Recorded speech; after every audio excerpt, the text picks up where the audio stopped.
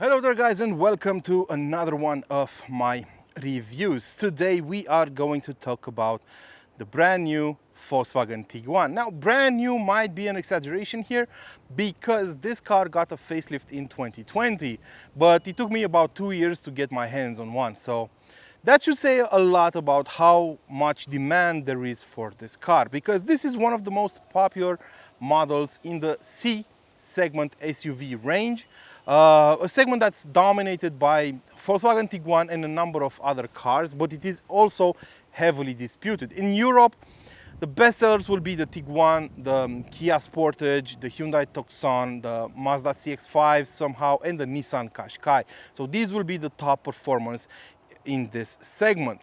And the Tiguan is nothing more or less than a Golf on stilts. That's how it was launched several years ago, as weird as it may seem, because we've gotten so used to seeing it on the streets, especially over here in Europe, this is just the second generation of the Tiguan, and we're heading towards a new one in the future. Since we got the facelift like 2 years ago, I'm expecting the new model to arrive in 2023 or 2024.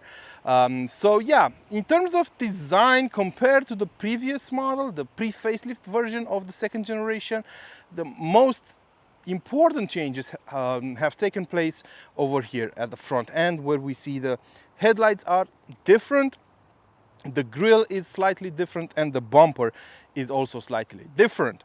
These are the most notable changes on the car, because if you look around the back, the tail lights, well, there's very little changed on them. They are slightly, how should I say it, slimmer compared to the older ones, but that's about it. And we have the Tiguan name under the Volkswagen badge on the hatch. So that's about it. Now, from the sides, once again, not a lot has changed. What we have here is the Elegance model, the Elegance version of the model, which has a certain design for the front bumper, but if you go for the R-Line version, which is the sportier one, you have a more aggressive demeanor for your car. Wheel sizes will vary between 17 inches and 20 inches. We have 18 inches wheels over here, and they do seem small compared to the size of the car. If you look at the Tiguan in various press releases, various videos and photos, you might think it's a rather compact car, but it's not. It's actually pretty big. Just look at the size of the wheels and the size of the car. You might mistake those wheels for 16 inches if you're not paying attention, but they are 18 inches, and that tells you just how big this car is. From the sides, you will also notice that the doors cover the door sills, which is good. You won't get your trousers dirty whenever you drive through some more unclean, more dirty roads. And another highlight of this car is, of course, the boot, because it has a total space of 615 liters, which is a lot for this segment. The only car that has more room in the boot compared to this car in this segment is the Skoda Kodiaq, which has 720 liters. And that's somewhat of a trademark for the Czech brand, because they usually offer the most practicality on their cars in their respective segments. That's about it for the exterior. Let's hop inside and see what changed in there as well. Inside the new Tiguan, well, things are very familiar, especially if you've driven a modern day Volkswagen in your life. So considering how popular Volkswagen is overall, you most likely did, so you will find your way around the interior rather easily. The ergonomics are impeccable. Everything is where you expect it to be in a German car, and everything has been clean cut in order to be practical most of all, and less, I don't know, funky, if you will, as other manufacturers have done in their cars. So in terms of infotainment systems, we have the penultimate version in the Tiguan. You get a 8-inch screen as standard on it, but you can opt for a 9-inch setup as well. And if you ask me, the 9-inch version isn't just bigger, it has better graphics and smoother transitions, so I would probably go for that one. Right under the screen you have a touch sensitive HVAC control panel, which isn't exactly a perfect choice. I mean, it's easy enough to control, but I'm thinking about winter time when you might be wearing gloves and you might have an issue adjusting various functions of it. So, you know, pros and cons all the way. Then under it we have two USB-C ports and a 12-volt socket, and we on the center console you have a number of buttons right next to the base of the gear shift lever. You have the 4Motion sticker over here and a driving mode selector over here, because the car does have various driving modes, from off-roading to you know, drivetrain related modes like adjusting it in eco, normal, sport, or individual mode. So plenty of options inside this Tiguan. Plenty of storage spaces as well. We have two cup holders over here which can be retracted, and this whole area turns into a storage space. We have a rather big center console which is also adjustable in pure Volkswagen style. We have huge door bins, so that wouldn't really be an issue, and the glove compartment is pretty big as well. In any way you consider, and it is cooled over here, which is a nice touch. In front of me you will notice a steering wheel. It's a very nice steering wheel, if I might say so, wrapped in leather, and I love the fact that we have classical buttons over here. We don't have that touch sensitive nonsense that does come on higher spec cars. I prefer these buttons though. They do the job just as well, and they are easier to maintain. You won't get a lot of fingerprints on them or dust. Right behind the steering wheel we have an instrument cluster. It has about 10.25 inches, I guess. Rather nice graphics. You can change the way the information is shown, and on higher spec versions you also get a map embedded into it, but I do find that feature a bit counterintuitive. I prefer to see the map over here using Waze or Google Maps. I don't really need a map in the instrument cluster because I am looking at the road most of the time. We also have a head-up display, which is rare on a Volkswagen. It is a classic head-up display, if you will. It uses a screen that pops up and goes down whenever you turn on the car. And another complaint I have is the fact that we have rather cheap plastics inside this car, at least on the bottom half of it. The top half is wrapped in soft touch plastics, which will withstand the test of time a lot better. The seats are wrapped in a textile finish with cloth with microfiber right down the middle. An interesting trick the Tiguan has is the fact that you can fold the passenger front seat in order to get more room for larger items, or maybe allow the rear passenger to stretch his or her legs. So yeah, pretty good. You have plenty of room. I'm not even close to the roof liner over here. You have a special designated area for storing your sunlight glasses over here. So yeah, pretty good. In the back of the Tiguan, you will notice there is an ample amount of room. As you can see, I am sitting really comfortably in here. There is a lot of knee room, a lot of headroom, with the driver's seat adjusted in my comfortable driving position. So not a lot to complain about over here. The bench is adjustable. You can pull it forward or backwards, and you can do the same with the backrests in order to configure the car according to your needs. If you want to offer more room for the passengers, or maybe you want to get more room in the boot to load some more stuff. So that's always welcome. The materials used in the back are almost the same as in the front. We still have this textile and microfiber finish for the seats, but we do have worse plastics on the top of the door panels over here. That's not gonna be a huge issue later down the line. We have tri-zone climate control, so basically the rear seats do have their own climate controlled environment. And yeah, I really like this interior. Now let's drive the car and see what it can do on the road.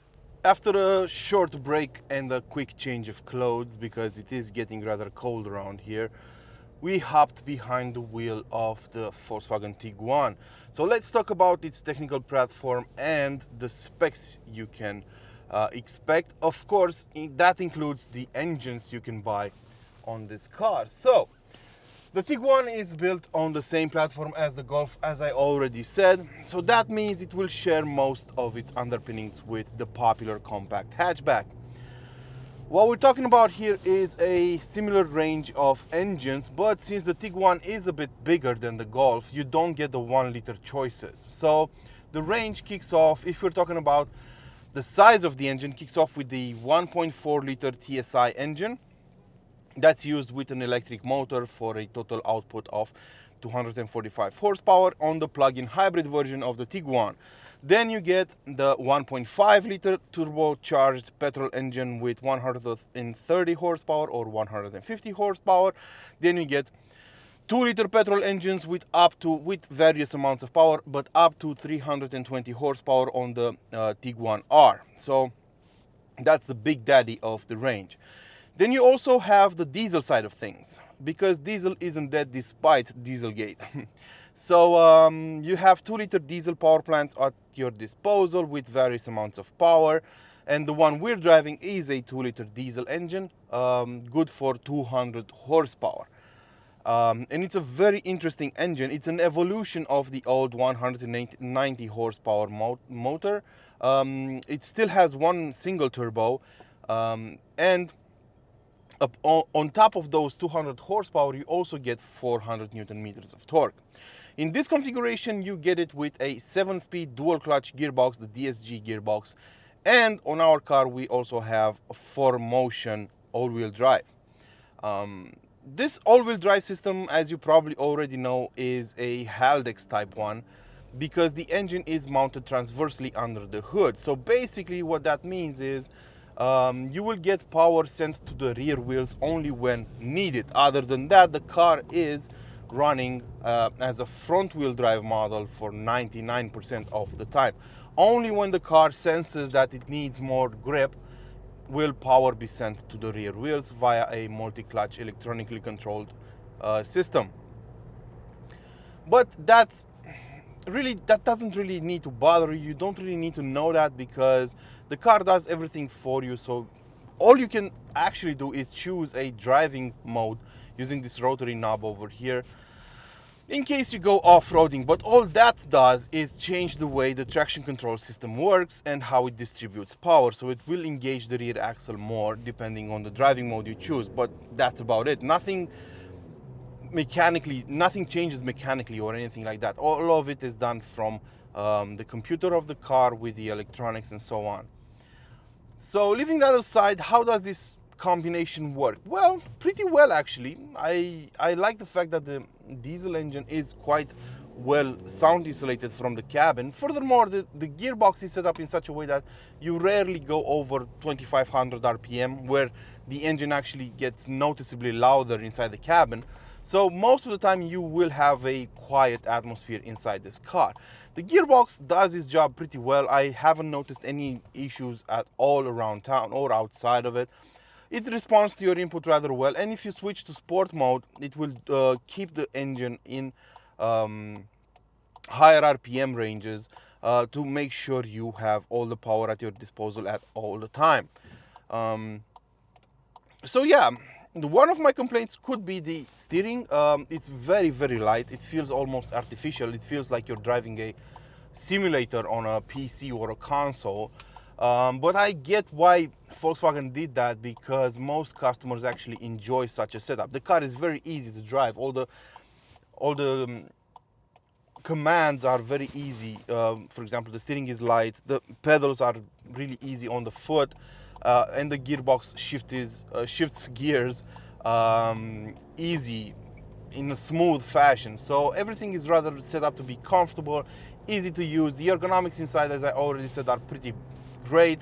The car is well insulated except for the suspension. For some reason, I don't know why, the suspension is rather clunky. It is rather loud, and I am actually surprised by it. I did notice the same issue on the Passat and on the Golf.